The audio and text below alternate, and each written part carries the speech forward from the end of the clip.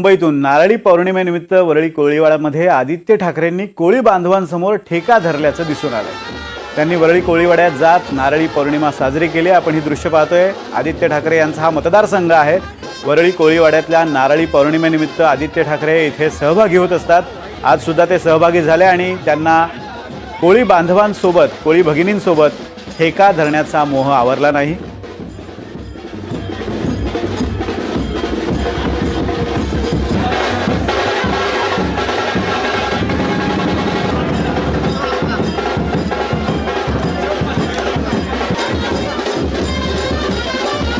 नारळी पौर्णिमेनिमित्त मासेमारीचा हंगाम पुन्हा एकदा सुरू करण्यासाठी कोळी बांधव समुद्राचं पूजन करत असतात, त्याला नारळ अर्पण करत असतात आणि या कार्यक्रमात आदित्य ठाकरे सहभागी झाले आणि त्यांनी कोळी भगिनींसोबत ठेका धरलाय।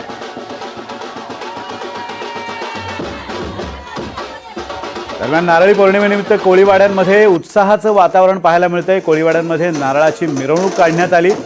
पावसाळ्यात समुद्राला उधाण आल्यानं मासेमारी बंद असते। आजपासून मासेमारीला पुन्हा एकदा सुरुवात होते आणि समुद्राला नारळ अर्पण करून मासेमारीत कोणतेही विघ्न येऊ नयेत, त्याचबरोबर आपल्या जाळ्यामध्ये अधिकाधिक मासे मिळावेत आणि आपला चरितार्थ उत्तम चालावा यासाठी नारळी पौर्णिमेनिमित्त कोळी बांधव समुद्राची पूजा करत असतात, नारळ अर्पण करत असतात आणि समुद्राला एक प्रकारे साकडं घालत असतात।